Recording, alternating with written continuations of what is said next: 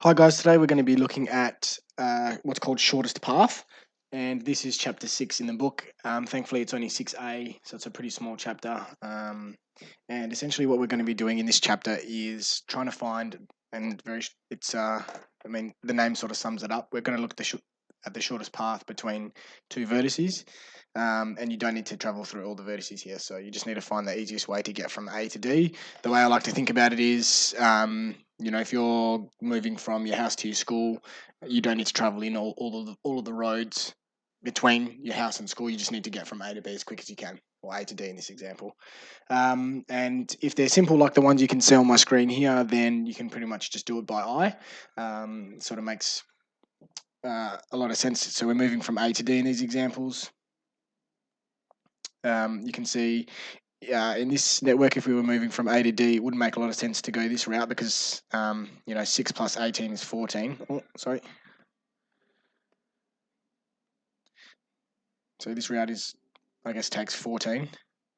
If we were talking about meters, let's just say this was kilometers. All right. So, and these are, I guess you could say these are like intersections. All right. So traveling this street would give you 6 kilometers. This street would be another 8 kilometers. So in total, that would be 14. And then if you take this route, it would be 12.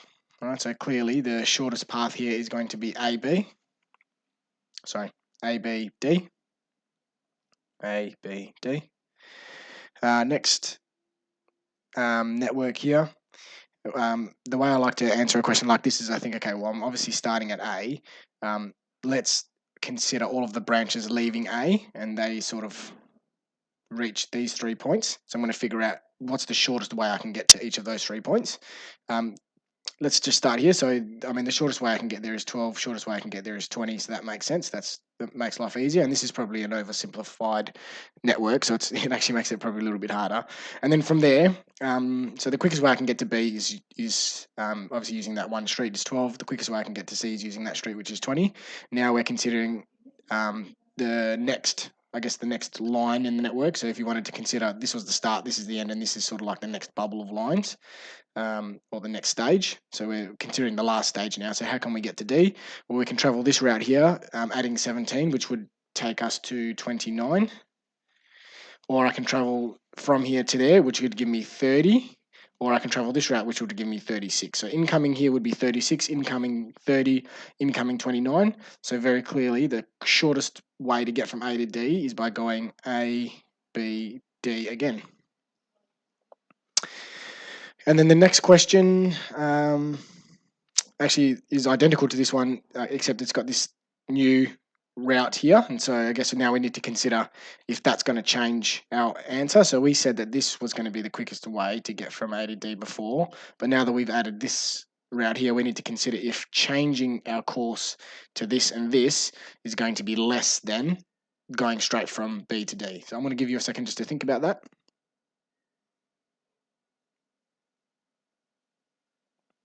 And hopefully you can see that by bypassing that length B to D, we're actually going a shorter length because you've got 6 and 10, which would give me 16, which is less than BD. All right, so I guess we'd finish with one less now. What's that? 28. So our new shortest path is A, B, C, D. And if we're looking at marks for this question, I'd say it'd be a 3 or 4 mark question. Obviously, 1 mark for giving us the shortest path. So A, B, C, D. Another mark for giving me what the shortest path was. What did I say? 28. And sometimes you'll get a mark as well if it's a 3 mark question for highlighting it on the GHT.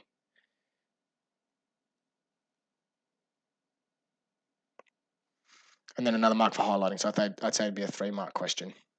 Oops, wrong way. So that's what my answer would look like. So they're really easy ones. You can pretty much just look at them and figure them out. The way I did it for you was really thorough. I wouldn't expect you to do that in the test. All you'd really have to give me is the answer here. All right, now next example in shortest path. So this is a little bit more complex. What I like to do in my head is consider, okay, we've got a starting point and a finish point. And obviously, the question will say the shortest path from A to Z. And I like to consider to myself, okay, well, this is like stage 1. This would be like stage 2. These bubbles would be my goal to figure out what's the shortest way to get there. And then once I've done that, then the next consideration will be, okay, well, what's the shortest way I can get to these points? and then finally from there, what's the shortest path to get to that last point? All right, so I'm sort of going to break it down into stages, but the first step will be to figure out what's the shortest way to get from those three or to those three from A. And I've sort of set up this PowerPoint, and you have access to this PowerPoint. So if you do it like I am in PowerPoint slideshow mode, then you have the same. You'll have the same animations. So figuring out the quickest way to get to B, D, and C.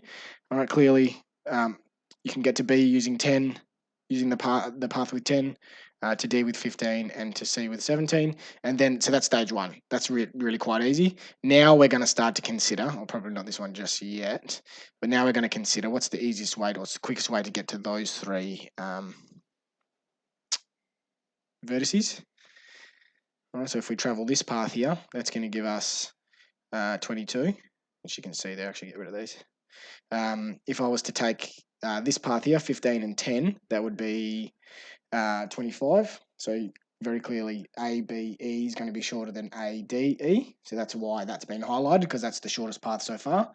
17 and 17 is 34. That's why that's the best option, and not this way, because 15 and 20 would be 35. So it'd be higher. So again, we're looking for the smallest number. And then C to F. There's only really one way to get to F, and that's going through C. Okay, so now we're at this point in the graph. We could potentially just go straight. We don't know. Maybe coming this direction will be the shortest path, or maybe even coming straight across might be the shortest path. So we need to consider that in the next stage.